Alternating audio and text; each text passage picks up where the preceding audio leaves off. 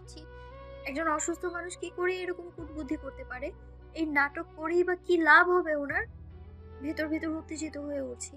নিজেকে কেমন যেন মুহুরা মনে হচ্ছে। ভাবছি আর মাথা নাড়ছি।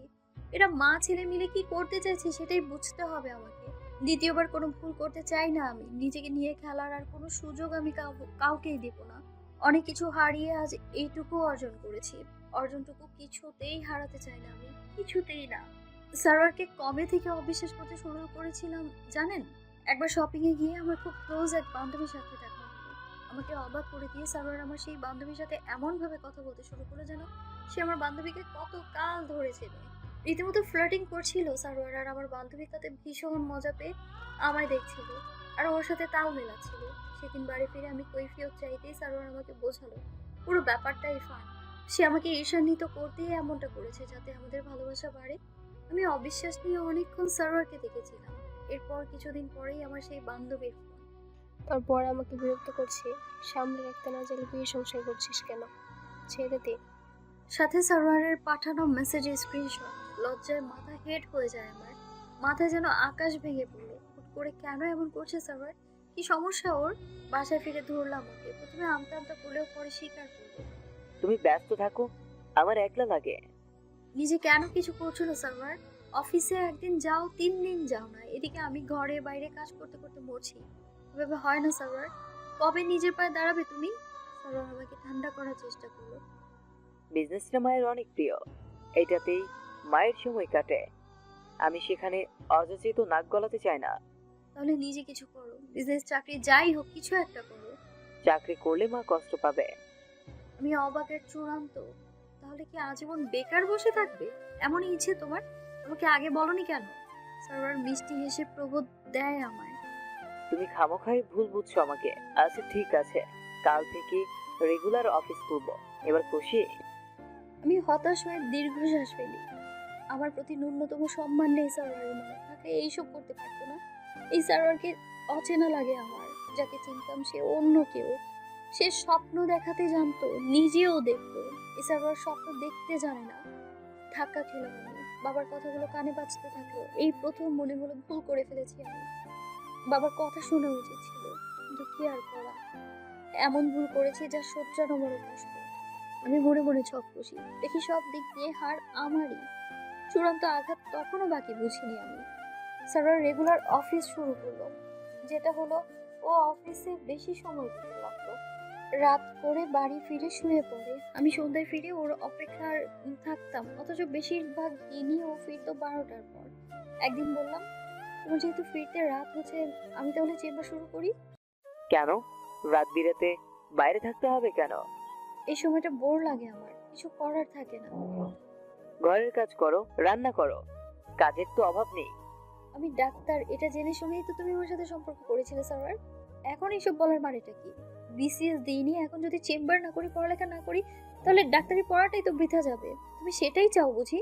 স্যার কথা বলো না। পরের সপ্তাহে বাসার কাছাকাছি হসপিটালে চেম্বার শুরু করলাম। 2 ঘন্টার জন্য চেম্বার। মানা করার কোনো কারণ নেই। স্যার জানলেও কিছু বললো না। অল্প দিনেই আমার চেম্বার বেশ জমে উঠছে দিনকে দিন। তবে সেই সাথে এটারও টের পাচ্ছিলাম আমাদের দুজনের মধ্যকার ছন্দ হারিয়ে যাচ্ছে। ছোট ছোট অনেক ঘটনা আজ আর মনে করতে চাই না। প্রতিটা ঘটনা আমাদের সম্পর্কের খুঁটি একটু একটু করে আলগা করেছে। পুরো ঘটনা থেকে একটা জিনিস খুব বুঝলাম, 10 জনের অনিচ্ছা একটা সম্পর্ক টিকিয়ে রাখতে দুজনকেই অনেক উদ্যোগী হতে হয়। বেশিরভাগ ছেলে হয়তো এই জায়গায় এসে হেরে যায়। সারোয়ার যতটা আগ্রহী হয়ে আমায় বিয়ে করেছিল, ততটা আগ্রহ যদি বিয়ে টিকিয়ে রাখতো, তাহলে হয়তো আজ আমাদের সম্পর্কটা অন্যরকম হতো। মধ্যবিত্ত মেয়েরা শেষ পর্যন্ত সংসার টিকিয়ে রাখতে চায়, কিন্তু সফল হতে পারে খুব অল্প সংখ্যক। কেউ শেষ পর্যন্ত হেরে যায়, নয়তো কেউ সব মেনে নিয়ে মুখ বুজে পড়ে থাকে। আমি এই দুইয়ের মাঝামাঝি অবস্থানে ছিলাম। আমি হেরে যেতেও রাজি ছিলাম না, আবার মুখ বুজে পড়ে থাকতেও চাইছিলাম না। ওই সময়টা খুব বাজে কেটেছে আমার। বাবার বাড়ির সাথে সম্পর্ক আলগা, অভিমানে মুখ ফিরিয়ে নেওয়া, বাবার কাছে ফিরতে চাইনি তাকে সঠিক প্রমাণ না করতে। আরেকদিকে রঙ্গন ছিল না। মেডিকেলের রঙ্গন ছাড়া আর কারোর সাথে সেরকম ঘনিষ্ঠ সম্পর্ক ছিল না আমার। কাজে একাকিত্ব তীব্রভাবে গ্রাস করলো আমায়।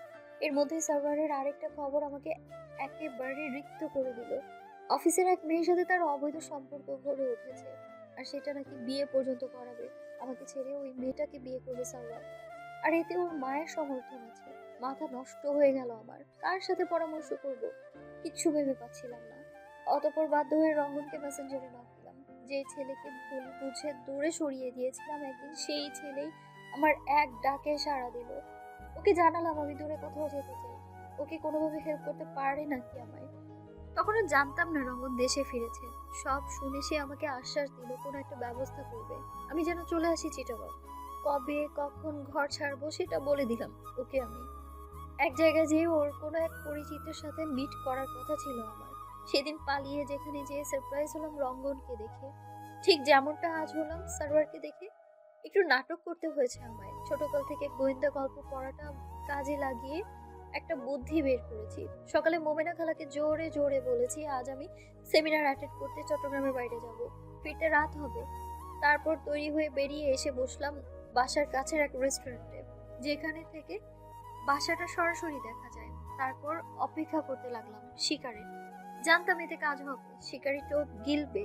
মোমেনা খালাকেও বলা ছিল, তাই তিতুনকে সাথে নিয়ে ওর দিদুন বের হওয়ার খবর পাওয়ার সাথে সাথেই আমি ওদের পিছু নিয়েছি।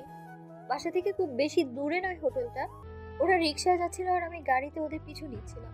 এখন হোটেল আগ্রাবাদের ৫ম তলার ৫০৭ নং ডিলাক্স রুমটার সামনেই দাঁড়িয়ে আমার হাত পা রীতিমতো কাঁপছে। ভাগ্যিস এখানে সার্ভার নিজের নামটা ঠিক লিখেছে, কোনো লুকোচুরির আশ্রয় নেয়নি, না হলে ওর রুম নাম্বারটা খুঁজে পাওয়া দুষ্কর হতো। আমি দুরু দুরু বকে দরজায় নক দিলাম। ভেতর থেকে সার্ভারের গম্ভীর গলা ভেসে এলো। হ্যাঁ। শরীর কাঁপছে আমার। দীর্ঘ ৫ বছর পরে সেই পরিচিত গলার স্বর শুনে অকারণ উত্তেজনায় মুখটা ধরপড় করে উঠল। সহসাই গলা দিয়ে আওয়াজ বের হলো না আমার। কিছুক্ষণ অপেক্ষা করে সাহস করে পুনরায় দরজা কড়া নাড়তে এবার দরজাটা ফট করে খুলে গেল।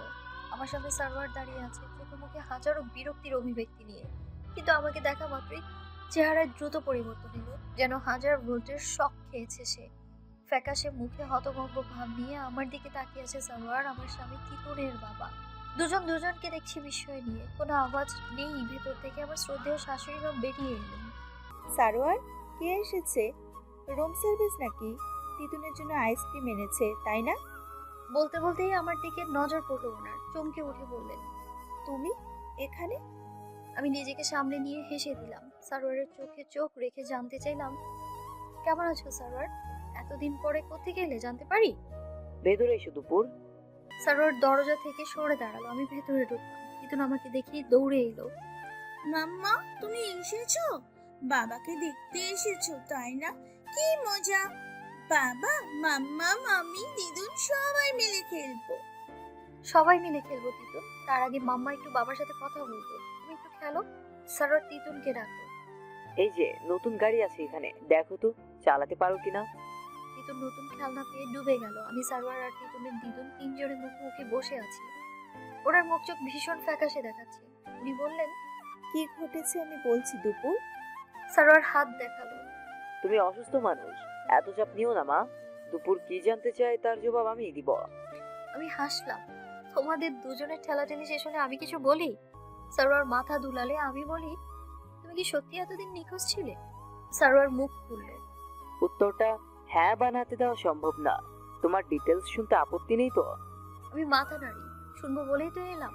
বলো কি ঘটনা? আমার পালিয়ে যাওয়ার দিনই কেন তুমিও পালালে সেটা জানতে খুব উৎসাহী আমি।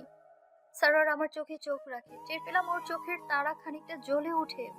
নিজেকে যথাসম্ভব স্বাভাবিক রাখার চেষ্টা করছে সে। নরম গলায় বলল, তুমি আমাকে ছেড়ে পালাবে, এই কথাটা প্রথম আমাকে জানায় রেবা, তাও আবার রঙ্গনের সাথে। অসম্ভব। শুনে আমি বিশ্বাস করিনি মোটেও। রেবার কনফিডেন্সের সাথেই শর্ত দিয়েছিল, যদি তোমার পালিয়ে যাওয়ার খবর সত্যি হলে ওকে বিয়ে করতে হবে। তোমার উপর প্রচন্ড বিশ্বাস থেকে আমি ওর শর্ত মেনে নিই। আমি জানতাম রঙ্গন তোমাকে না পেয়ে ওর মায়ের উপর রাগে ক্ষোভে বিদেশে পাড়ি জমিয়েছে। কাজেই রেবার কথা মিথ্যে ধরে নিয়ে ওর শর্তে সম্মতি দিয়েছিলাম। কিন্তু তুমি আমার বিশ্বাসকে বৃদ্ধাঙ্গুলি দেখিয়ে সেদিন রঙ্গনের সাথে পালিয়ে গেলে।